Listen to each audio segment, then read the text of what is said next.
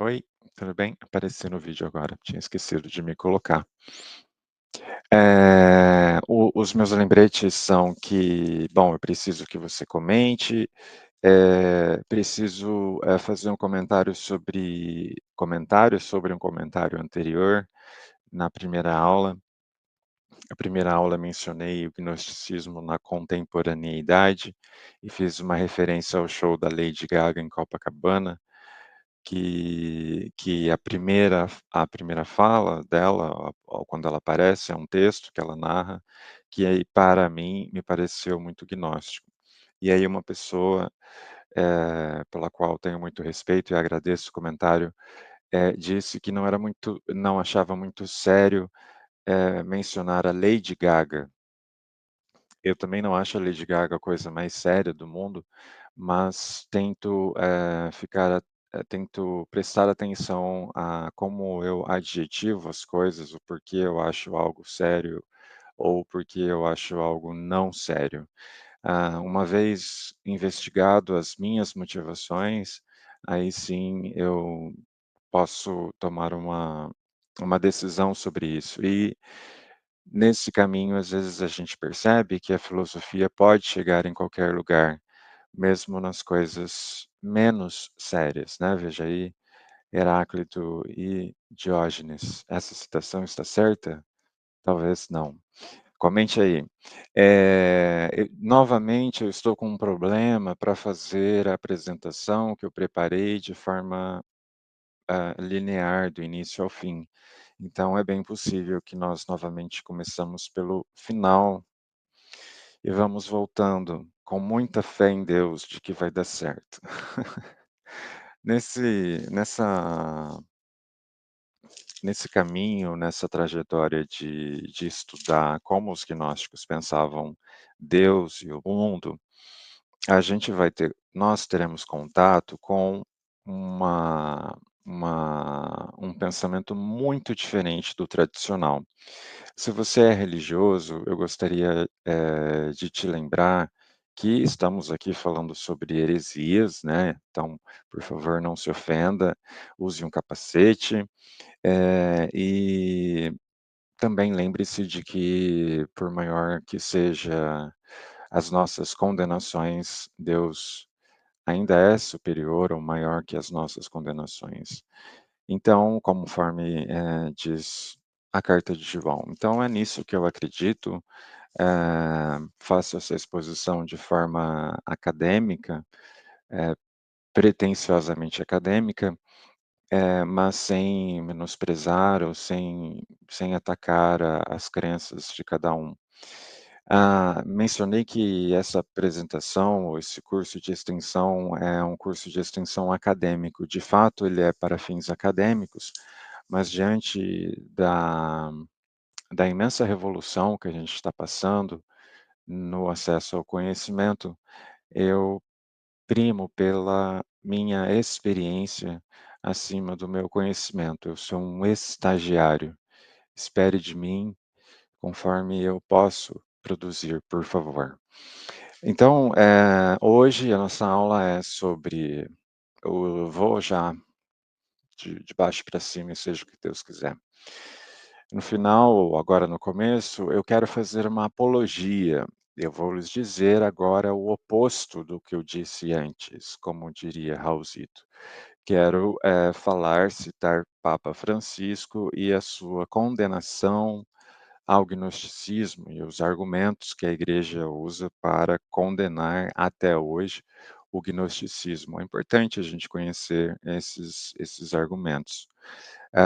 Depois, vou falar sobre um sistema que é muito característico da filosofia gnóstica, que são os 7 arcontes, e, depois fazer um salto, buscar um elo na literatura apocalíptica, especialmente no Apocalipse de Daniel, para ir voltando até o Gênesis e ir dentro desses textos que são considerados, canônicos, encontrar por onde escapava, por onde saía, por onde residuava e o que era esse resíduo que é o pensamento gnóstico, a cosmogonia gnóstica. Tudo bem? Será que vai dar certo? Vamos torcer, né? É preciso torcer. Então vou lá para o último slide, que chama debate final. Ah, a intenção era levar vocês, e agora de forma mais direta, a uma reflexão, metafísica mesmo sobre a existência. Somos um corpo que tem, emana, possui, carrega uma mente, ou somos uma mente que carrega, possui, porta um corpo? Essa discussão, esse essa esse ponto talvez poderia ser o ponto em que está a discussão dos gnósticos e do cristianismo tradicional. Os gnósticos são conhecidos pelo desprezo do corpo, como a gente viu na última vez, na última aula, mas pela centelha divina, pelo espírito que cada um carrega, sendo esse nosso verdadeiro eu. Já o cristianismo tradicional, ou o catolicismo pelo menos, entende que o corpo não pode ser menosprezado, nem o corpo de cada um, muito menos o corpo de Cristo. Essa semana é Corpus Christi, inclusive. Então a Igreja Católica vai, ou o Papa Francisco, pelo menos, vai em 2018 fazer uma exortação apostólica que ele intitulou Gaudete et Exsultate, em que ele diz que o desprezo neognóstico pelo corpo é um antropocentrismo. Na Evangelii Gaudium, também em outra oportunidade, ele chama o gnosticismo de uma fé fechada no subjetivismo. Nas palavras do Papa Francisco, um enclausuramento. Eh, a importância da Igreja Católica em defender a experiência do corpo está muito relacionada ao dogma da encarnação de Jesus. Os gnósticos tinham um pensamento bastante sui generis quanto a isso. Eles eram próximos dos docetistas. Os docetistas eram cristãos primitivos que acreditavam que Jesus não havia sido crucificado, que o corpo de Jesus não era um corpo carnal como o nosso, e sim um corpo espiritual, e que não poderia ser crucificado. Alguns escritos da biblioteca de Nag Hammadi, por exemplo, citam a crucificação como um acontecimento super feliz, um acontecimento extremamente alegre. Relata-se até que em um texto, que Jesus gargalhava fora da cruz, enquanto um corpo que estava ocupando o seu lugar na cruz era morto. Outros textos já dizem que havia uma ciranda em volta da cruz, onde se cantava junto com Jesus canções alegres, canções, ou salmos. E então essa experiência de desprezo pelo corpo vai levar, obviamente, há também um desprezo pela morte, um desprezo radical pela morte. E um desprezo radical pela morte, existencialistamente falando, pode levar ao, como a gente viu na semana passada, o Heaven's Gate, a uma saída antecipada da experiência.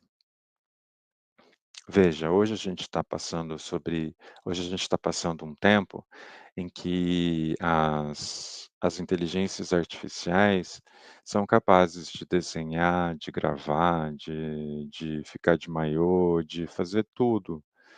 Eh, Portanto, aquilo que o corpo era, que era o portador, o intérprete do conhecimento, o processador da arte, isso está passando, está escapando das nossas mãos. Ou pelo menos nesse momento de tensão ainda inicial, a gente vê assim. E aí, ah, possuir um corpo passa a ser uma grande experiência, passa a ser passa a ser muito mais importante do que possuir uma mente, ao meu ver, se me permitem essa análise do estagiário. E aí, com isso, a gente pode tomar decisões como tomaram, o pessoal do Heaven's Gate, o pessoal lá do suquinho da Guiana, ah, ou a gente pode e isso pode ser perigoso para a própria proteção do ser, do ente que somos. Então é por isso que a igreja condena o gnosticismo, condena até hoje. Para a igreja é necessário entregar-se à experiência de Deus, ou à experiência da vida fornecida, dada gratuitamente por Deus, seja ela como for. E claro que isso não é as ideias não correspondem totalmente aos fatos, porque na necessidade de proteger o corpo de fetos ou de embriões, acabam se desprezando fetos, desprezando corpos de mulheres, na pressa de proteger corpos brancos, loiros, pode-se desprezar ou menosprezar ou até aniquilar corpos pretos.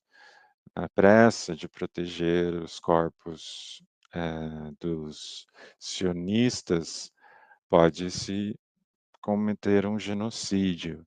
Então, essa é uma tensão que permanece o tempo todo, mas eu queria começar com essa apologia, com essa exposição do porquê a igreja acredita dessa forma, porque acho que, como cita o catecismo da Igreja Católica e, curiosamente, também Dostoiévski, nosso grande bruxo, o coração humano é o grande campo de batalha. O que acontece lá na faixa de Gaza, o que acontece agora em Teherã, o que acontece agora em Tel Aviv, o que acontece no Sudão, o que acontece na casa do vizinho, tudo está também acontecendo, ou sobretudo acontecendo no coração humano. Isso se refletindo nas nossas pequenas decisões e nas nossas grandes omissões, até eu diria. Enfim. Amém, igreja, virou meio crente aqui, né, desculpa. Vamos entrar no assunto de como os gnósticos viam o mundo, né, não é melhor assim? Vamos ver. Eles viam o mundo como um Deus, como tendo um Deus distante, como a gente já viu na última aula, um artífice, um demiurgo que cria o mundo, mas esse demiurgo é mau, e, esse demiurgo cria 7 arcontes. Como que ele cria ou como ele chega ao ponto de ter a habilidade ou a possibilidade de criar 7 arcontes? Vou contar a história para você, preste atenção, veja se você gosta. Eh, cada éon, cada emanação dessa divindade superior, e nós vamos falar sobre ela já, usando Gênesis depois, mas cada emanação dela tem um par, tem um par e eles podem gerar coisas quando eles estão em comunhão, quando eles estão com o mesmo propósito. Um dos éons era Sofia, a sabedoria, aquela que na aula anterior a gente leu em Provérbios como sendo a mestre de obras de Deus, a mestre de obras está anterior à obra, não saiu da costela da obra, é anterior ainda à obra. E essa Sofia, essa divindade, vamos dizer, vamos chamar de divindade para chamar de alguma coisa, tinha ou tem um par, um esposo, um correspondente que é Cristo. Sofia se encantou pela possibilidade de conhecer as coisas, porque ela era a própria sabedoria, e pensou que talvez poderia conhecer as coisas nos seus próprios termos, sem combinar ou sem ter um filho com o seu par, ou seu esposo Cristo. Sofia tentou uma produção solo. O filho de Sofia, bastardo, se chamava Ialbadal. Ialbadal é um nome muito parecido com Yahweh, com Jeová. Esse filho bastardo de Sofia, segundo o pensamento gnóstico, percebeu que podia criar também, porque era filho da sabedoria, mas não conseguia criar totalmente, porque ele também era um ser incompleto, disforme, por ser filho de uma auto-geração e não de uma cópula perfeita de Sofia com Cristo. E aí, Yalbadó, o Jeová, o Yahweh, põe a mão na roda, ou põe a mão na massa, e vai criando, primeiramente, 7 arcontes.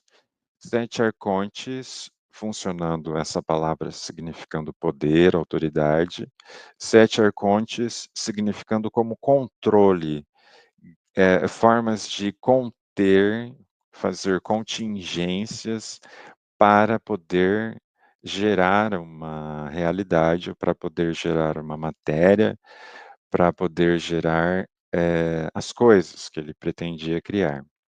Ele criou então o mundo, mas o mundo que ele criou era governado por 7 poderes, 7 arcontes, que está aí na sua tela agora, finalmente, no slide 10.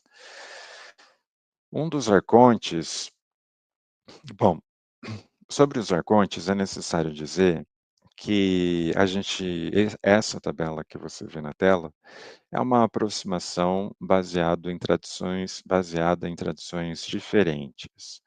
A gente tem os pecados capitais, definidos por Gregório Magno, a gente tem os arcontes definidos pelos escritos de Nag Hammadi, e sobre isso é necessário, esclarecer que os nomes variam muito, os nomes tendem a ser quase que criptografados, não há uma relação direta com os planetas em todos os livros, por exemplo, mas a relação dos planetas é uma relação muito antiga e babilônica, como nós vimos na aula passada, uma das fontes do gnosticismo. Por que que existe, esses 7 planetas, ou esse número 7 que se repete nos dias da semana, por exemplo? Bom, deixa eu só tomar uma água, só um minuto. Eu reconheço que esse assunto talvez até nem seja tanto um assunto bom, se a pessoa achou que Lady Gaga não era sério aqui falar disso, então vai ficar muito pior. Aparentemente trata-se de um de um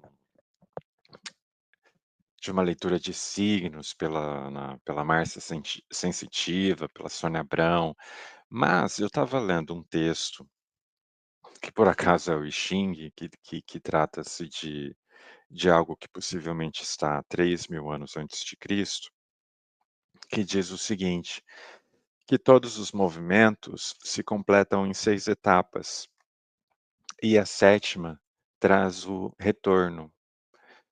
Todos os movimentos se completam em 6 etapas, e a sétima traz o retorno.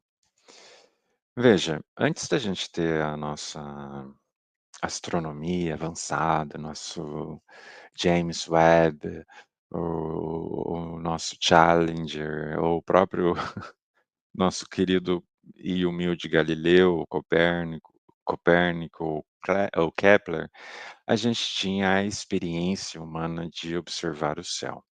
Na experiência humana de observar o céu, via-se atravessar o céu 7 astros, um deles o Sol, logo em seguida a Lua, e também via-se Mercúrio, também via-se Marte, também via-se Vênus, também via-se Júpiter e também era possível observar a olho nu Saturno. Esses 7 davam uma indicação de ciclo e no pensamento grego, por exemplo, e principalmente no pensamento babilônico, foi sendo atribuído qualidades a eles.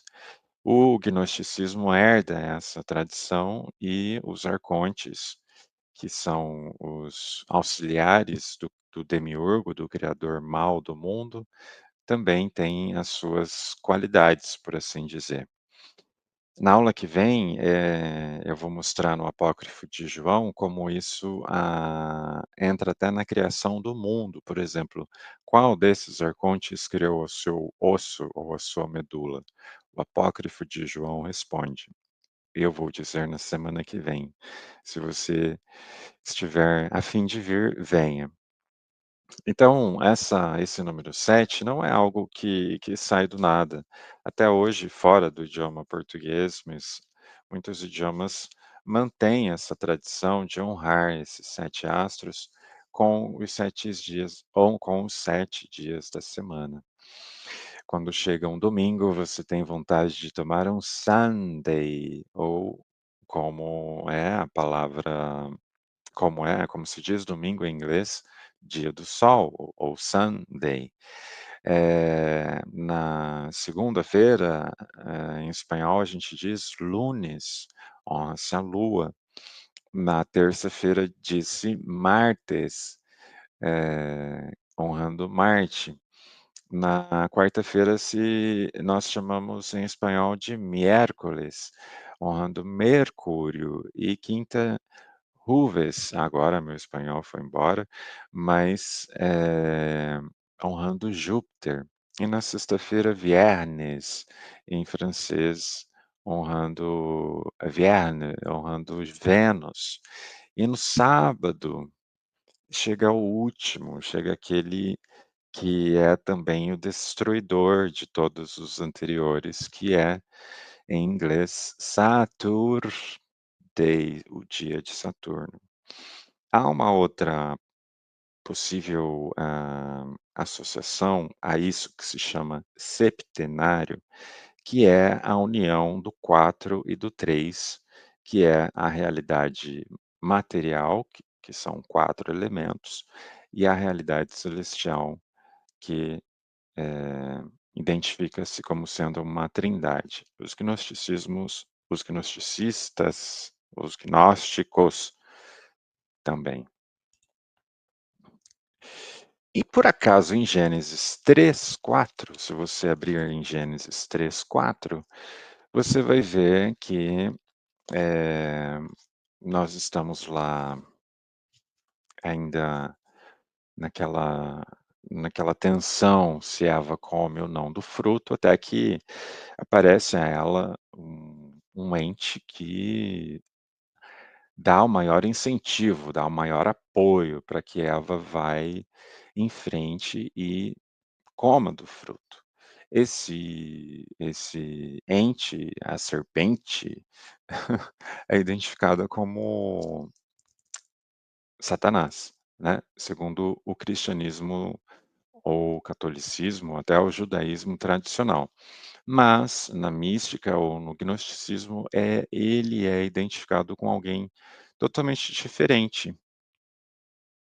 Ele é identificado com a própria Sofia, a mãe de Javé e Albadoth, ou Jeová, ou Yahweh. Ela, depois de ter percebido que o seu filho começou a gerar matéria e uma matéria que ia se expandindo, pede ajuda e perdão ao seu esposo, Cristo, que vem auxiliá-la. Auxiliá-la de que forma? Yaldabaoth conseguia criar os seres, mas não conseguia dar movimento a eles. É uma ideia platônica de que a alma é movimento, simplesmente, aquilo que se move é a alma. Então, para numa forma de redenção e de perdão a Sofia, o grande Eon, Cristo, permite que o sopro de vida, Ruá, seja dado a todos os as criaturas, ou todos os ou o homem criado. Eh, mas o homem nem sempre, ou o humano nem sempre esteve ciente disso. Por quê? Porque não era necessário. Adão e Eva, segundo a tradição, moravam num paraíso. Morar num paraíso significa, grosso modo, ter todas as suas satisfações atendidas a qualquer momento. Morar no paraíso deve ser mais ou menos como ir para um resort, ou seja, você não precisa se preocupar com nada, tá tudo certo, tá tudo legal, não fica angustiado, não fica assim, tá tudo bem, você no resort lá em White Lotus. Porém, é necessário estar atento, ou seria bom que se estivesse atento à realidade, daquilo que está à sua volta. Aquela terra maravilhosa do resort, de onde ela foi tirada? Quem será que era o dono anterior? Enfim, essas pessoas que me servem, o que será que eles quanto será que eles ganham, ou o que será que eles estão recebendo? Essas inquietações não aconteceriam se a matéria fosse simplesmente matéria. Como diz o nosso querido doutor Clóvis de Barros, o gato busca o máximo de prazer e o mínimo de sofrimento, e é isso, e pronto, e não há muito o que ir além disso. Mas nós, humanos, buscamos um pouco mais que isso. Buscamos um pouco mais que isso naturalmente. Eva viu que o fruto era bom, depois que um ente veio e lhe disse que seria bom que ela comesse. A serpente, segundo Gênesis 3:4, diz: "Não, não morrereis. Deus sabe que no dia em que comerdes, vossos olhos se abrirão, e vós sereis como deuses, versados no bem e no mal." Agora vamos soltar a bomba, aproveitando que está na moda. Segundo o pensamento gnóstico, é Jesus quem diz isso. É Jesus que desperta aquela matéria em perfeita harmonia, em perfeita satisfação. É Jesus que desperta essa matéria para um espírito, para uma realidade superior. Ou seja, o que que faz, o que que esse ato de ter sido expulso do paraíso, ter sido rogado praga, ter sido, dito que iria comer pão com o próprio suor, toda essa angústia, toda essa separação após a Eva e Adão acatar lá ele, acatar a ordem ou a sugestão da serpente, o que que acontece? Eles tornam Eles passam a perceber que aquilo que os aprisionava, ou aquilo que era bom, talvez, como a preguiça, era na verdade uma prisão. Aquilo que Adão e Eva tinha de bom, que era uma luxúria, era, na verdade, uma prisão. Aquela grande opulência em que eles viviam era uma grande prisão. A soberba de serem o casal que mandava na terra inteira também era uma prisão. E, aí a gente tem a percepção da matéria ruim, só que com o sopro divino, o sopro do Deus pleno, a gente tem também a a percepção de que pela preguiça, Adão poderia pensar, refletir, abstrair a esperança. Se um gorila entende o que é gula, ele, consequentemente, ao mesmo tempo, estará entendendo o que é equilíbrio. Se um búfalo entende, abstrai o que é ira, imediatamente ele seria capaz de entender o que é perdão. Ou seja, essa dualidade, essa é a raiz da dualidade, e é com esse argumento que se diz que Jesus, ou Cristo, ou Sofia, ou esse éon, principal, primordial, era quem dava a dica para Adão e Eva de que eles deveriam sair daquele lugar idílico, porque havia muito mais do que simplesmente a total e a completa a saciedade. Havia um espírito que poderia se desenvolver para além daquele paraíso. E de onde vem esse espírito? Só um minuto que eu vou tomar uma água e já te falo. De onde vem então esse espírito? De onde vem essa grande emanação, esse grande éon? Na sua tela há 3 citações, 2 dos livros canônicos e uma da biblioteca de Nag Hammadi, do Apócrifo de João, que a gente já leu um trecho na outra semana. Eu vou ler agora um trecho do Apócrifo de João que relata, uma pergunta feita a Jesus.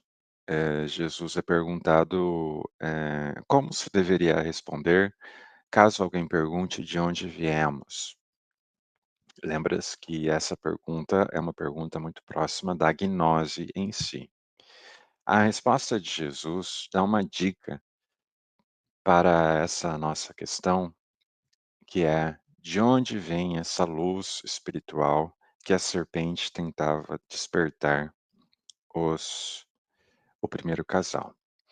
O apócrifo de João narra que Jesus disse assim: "Eu sou a luz, eu sou a luz que está sobre todas as coisas. Eu sou o todo, e o todo me atingiu. Fendam um pedaço de madeira e eu estou lá. Levantam uma pedra, me encontrarão ali." Jesus está então dizendo que ele está vindo, ou que ele é a emanação de uma luz primordial, uma luz plena. Não estamos falando do sol, estamos falando de uma luz, de uma iluminação. Os escritos canônicos também, remetem a essa ideia de plenitude em Jesus, no lindíssimo capítulo 1 do Evangelho de João, que diz sobre a sua plenitude, pois de sua plenitude todos nós recebemos graça por graça, e mais explicitamente Colossenses 2:9, onde possivelmente Paulo diz que Cristo, a imagem do Deus invisível, nele habita corporalmente toda a plenitude da divindade, e nele fostes levado à plenitude. Ele é a cabeça de todo principado e de toda autoridade. Lembrando que em grego, arcontes.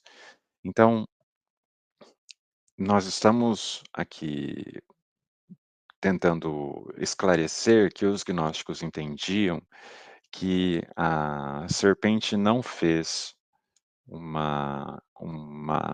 mau negócio, a serpente estava, na verdade, tentando ajudar, tentando despertar o primeiro casal para o conhecimento de uma plenitude superior até àquela realidade material em que eles, viviam, claro, né. Vocês conseguem abstrair a criação, né, não preciso fazer isso. Não preciso explicar isso.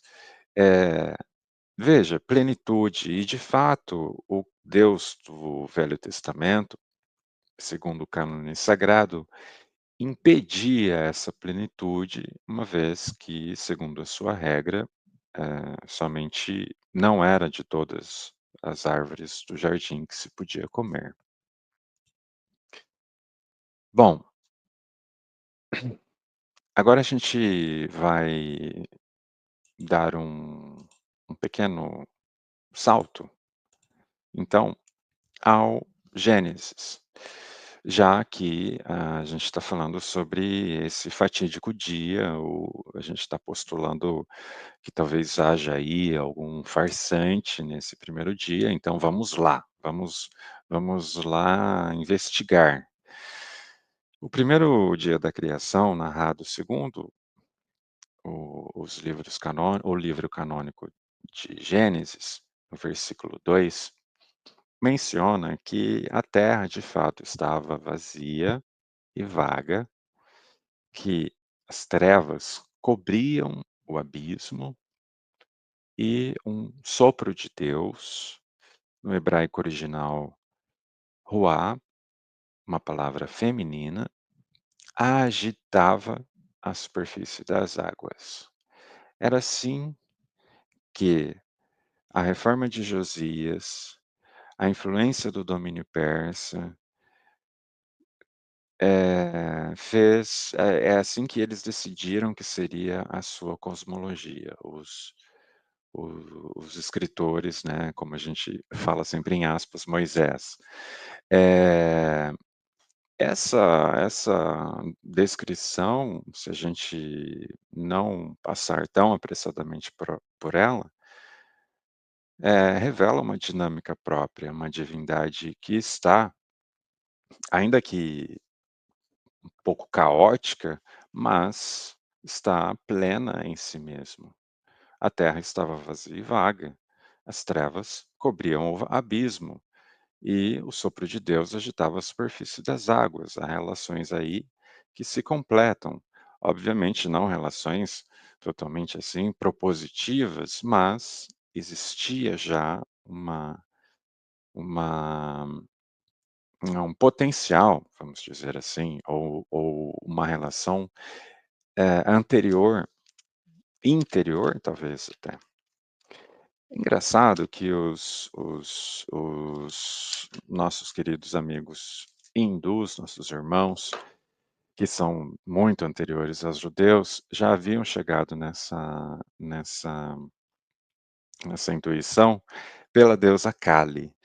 A deusa Kali, quando você pesquisa no Google uma imagem da deusa Kali para você colocar lá, você todo ocidental achando que está arrasando, você vai ver que o Google coloca como as imagens, embaçadas da deusa Kali, porque a deusa Kali é a nossa, pelo pensamento hindu, a nossa mãe criadora e destruidora, geradora ou mesmo mãe, mas assassina.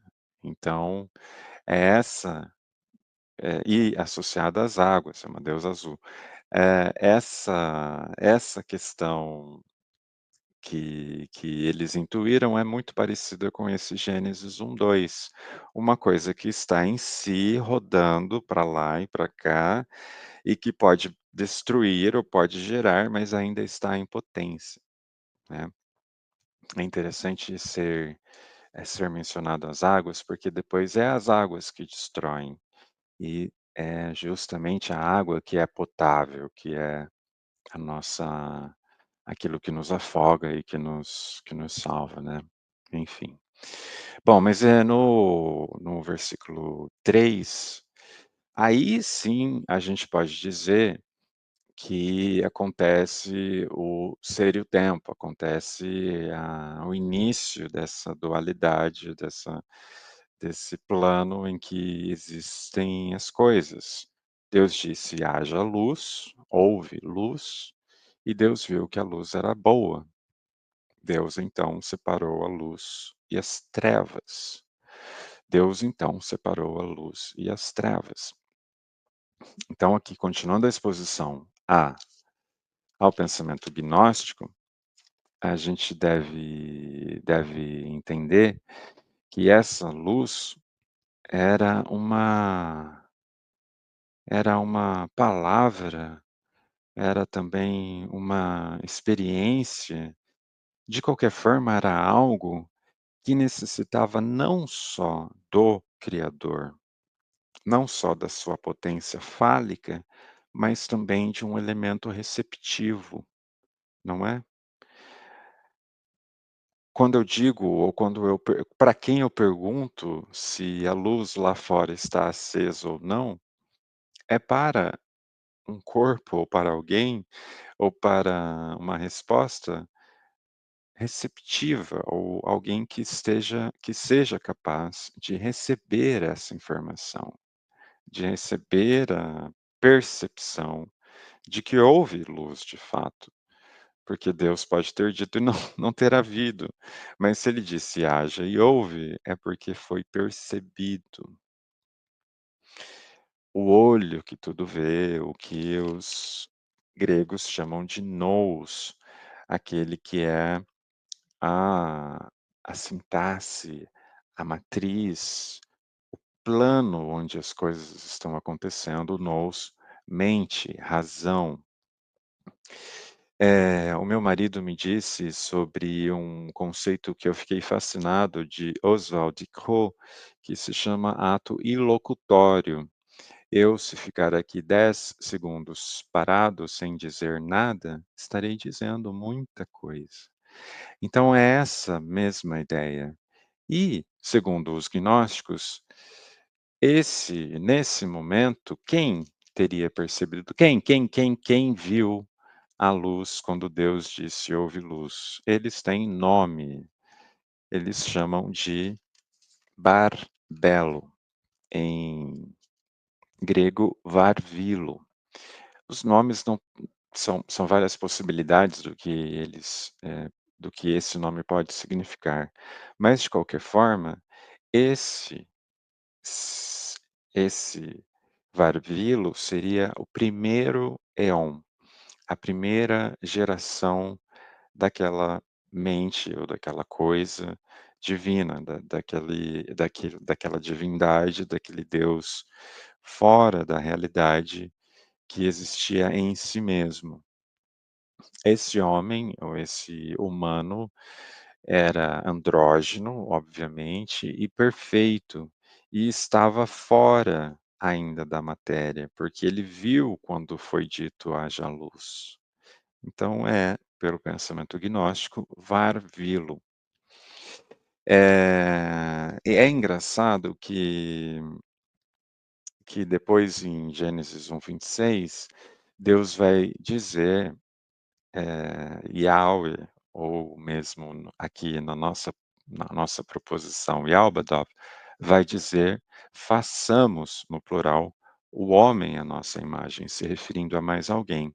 É, o que eu ia dizer que é interessante, na verdade, é que no Apocalipse de Daniel capítulo 10, ele vê um homem no céu, um homem vestido de linho, cingido de ouro, e esse homem diz para ele o seguinte: "Posso contar para você? Você quer saber?" Está aí na sua tela.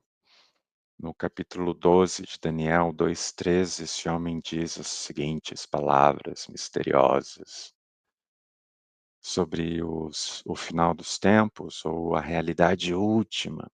Ele diz: "Muitos dos que dormem no solo poeirento acordarão, uns para a vida eterna, outros para o opróbrio eterno, para o horror eterno.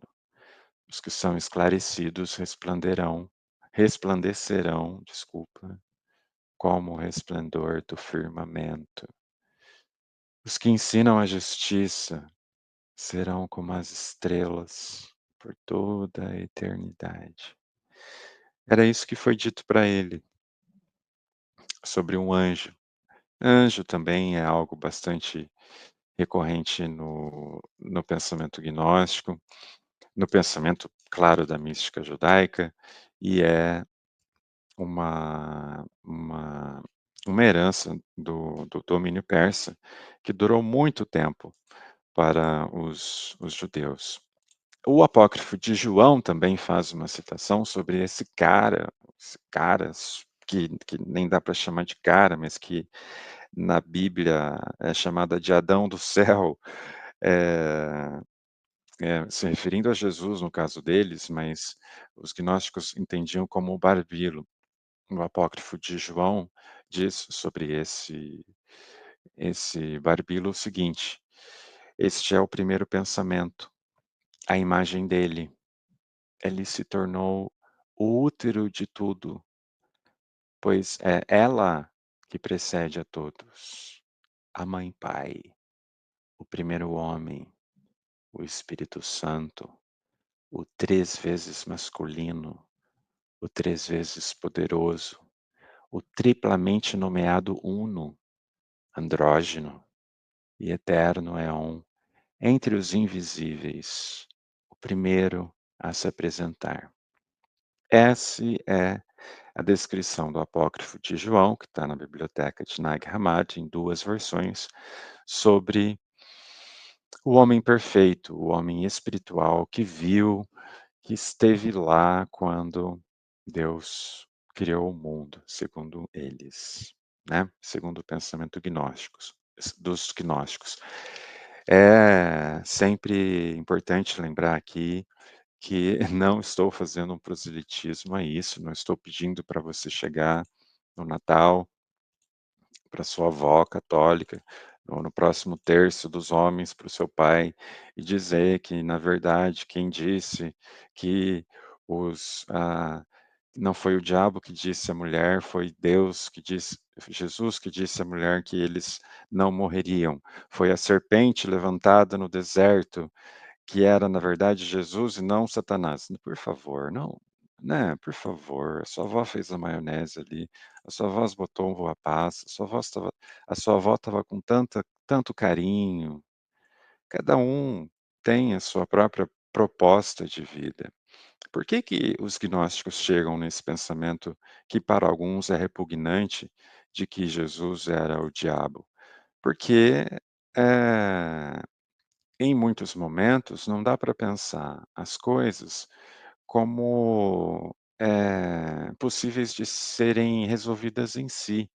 Os queridos judeus, como muitos outros povos antes deles e depois, tiveram que, às vezes, lidar com a realidade sem qualquer tipo de lógica.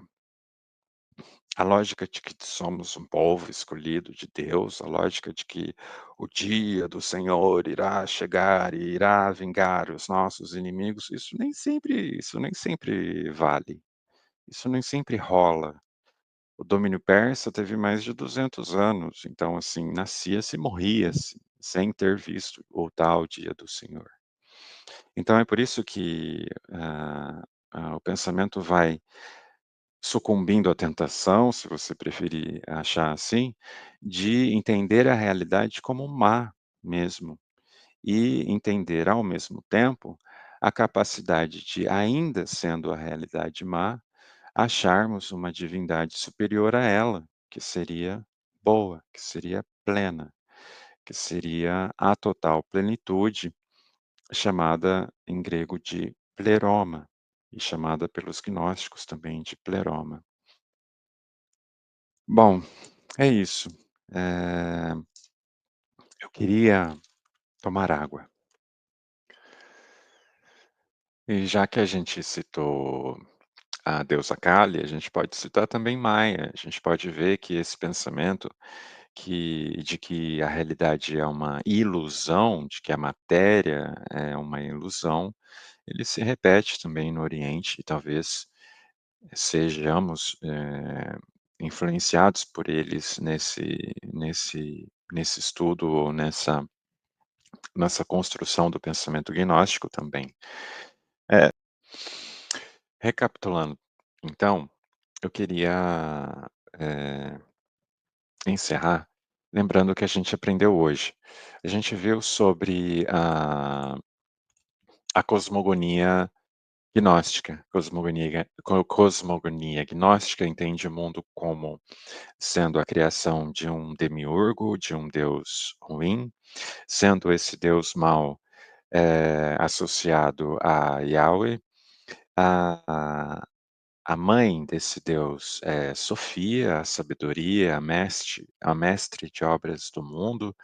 O seu par, o seu esposo é Cristo, e eles juntos tentam salvar a humanidade criada pelo demiurgo, dando-lhes a dica de que eles poderiam comer do fruto, ou seja, eles poderiam alcançar a plenitude, eles poderiam abarcar também o mal, já que o mal tinha a graça de revelar o seu correspondente dentro do espírito humano.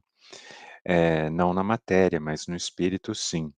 Por isso, a separação tão agressiva entre matéria e espírito entre os gnósticos e essa cosmogonia de 8 elementos, os 7 arcontes mais o éon superior.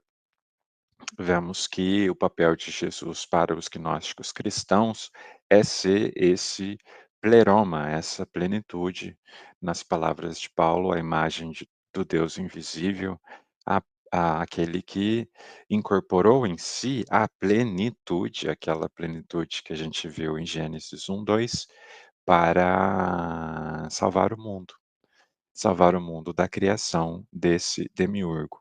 E, de fato, há essa incongruência no texto sagrado, onde Cristo é a serpente levantada no deserto, aquilo que atacava os israelitas, feito de um outro material, de um material, tido como sagrado, como cobre, era também aquilo que salvava.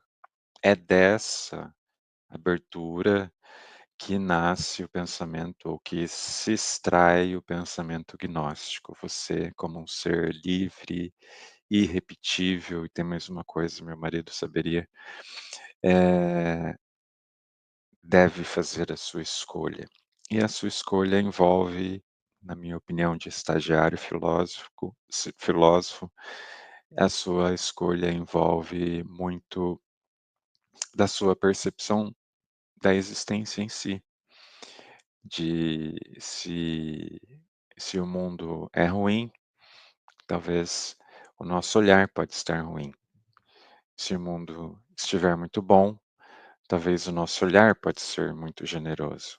Mas essa é uma escolha. E segundo, uma das coisas que eu concordo de fato com os gnósticos é que isso nos é revelado, isso nos é dado conforme nós a ou o experimentamos, tá bom?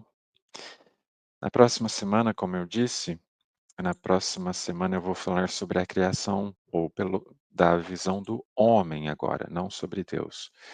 E eu tenho esse slide maravilhoso aqui, que é só uma pequena amostra, que se Deus quiser já me dá 10 minutos da próxima aula, que é a criação do homem pelos arcontes, segundo o apócrifo de João. O apócrifo de João detalha quem criou o quê, do cabelo ao osso.